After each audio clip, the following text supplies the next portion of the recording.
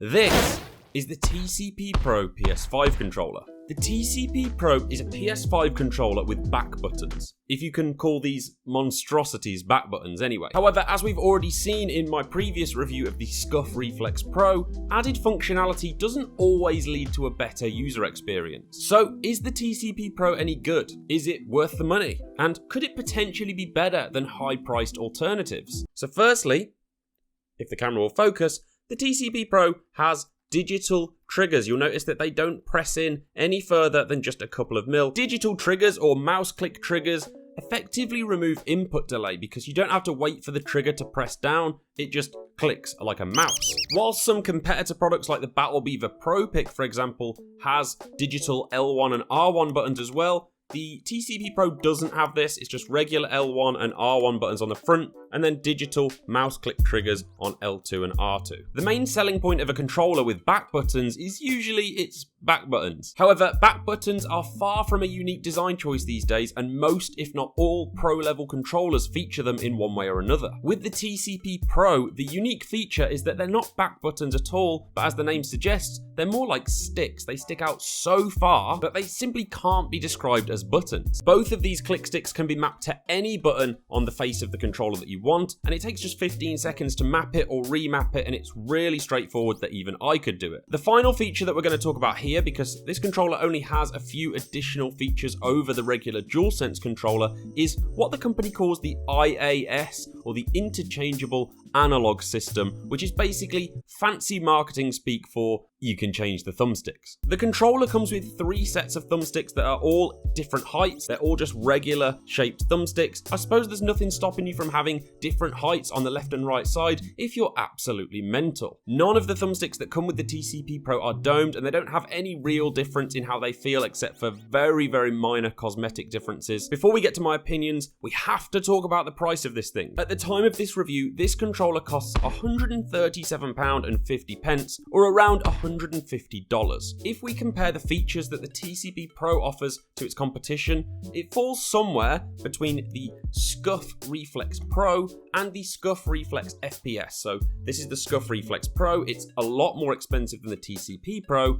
It has grip, which is quite nice. I really like the grip and how this controller feels, but it doesn't have digital triggers, and there are other things missing as well that the TCP Pro has. The TCP Pro is actually very similar in terms of its functionality to the Beaver Pro Pick. However, again, the Beaver Pro Pick is considerably more expensive than the TCP Pro. It's so much more affordable than the leading products on the market that there simply has to be some value here for someone. In terms of comfort, for my hand size at least, which I would describe as medium to large, I would say this is the most comfortable PS5 controller with back buttons that I have used. The way that your fingers just sit on them and you press down at sort of a downwards 45-degree angle is just a lot nicer than the paddles on the SCUF, that they just don't quite sit in the right place for me. And on the Beaver, you have these small inside buttons that I actually do really like. They definitely feel a lot nicer to use than I can demonstrate on video, but overall I think the click sticks are actually the most comfortable back buttons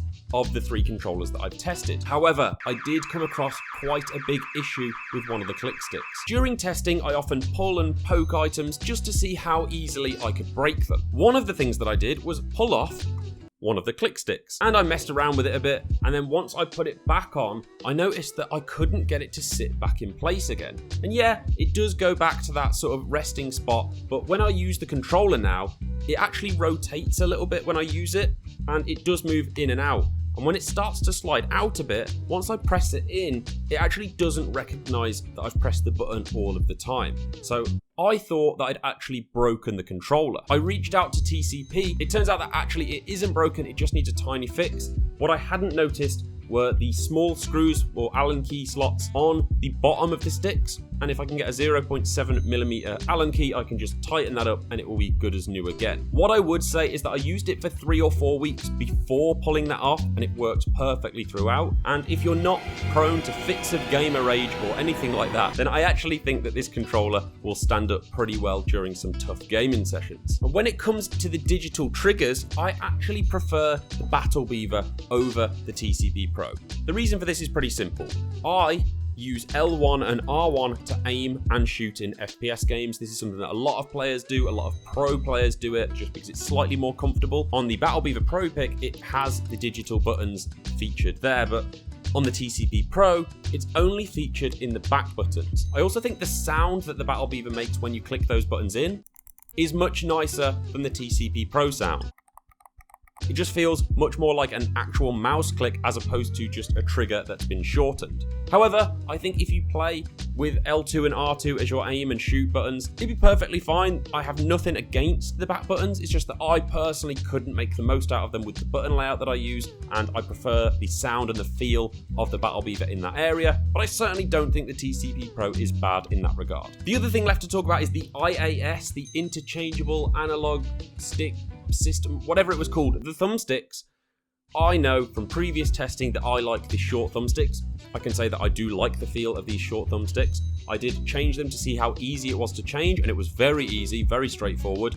And the good thing is, after I did change them and change them back, I didn't notice any stick drift. In fact, during my month or so of testing in total, I haven't noticed any stick drift throughout, which the same can't be said for the SCUF when I tested that one. Overall, I think the TCP Pro offers a clear improvement over the standard DualSense controller if you're looking to increase your KD in FPS games. And it definitely comes at a very competitive price. In terms of pure value, I don't know if the TCP Pro can actually be beaten. I personally still prefer to use the Battle Beaver, but it's really close, and the Battle Beaver is considerably more expensive. When I compare to the SCUF Reflex Pro or the SCUF Reflex FPS, I definitely prefer the back click sticks on the TCP Pro compared to the paddles on the SCUF controllers. I just don't think paddles feel natural to press. The one thing that I do like about the SCUF that the TCP Pro doesn't have is the grip. However, the TCP Ultimate, the next controller up, does actually have the grip,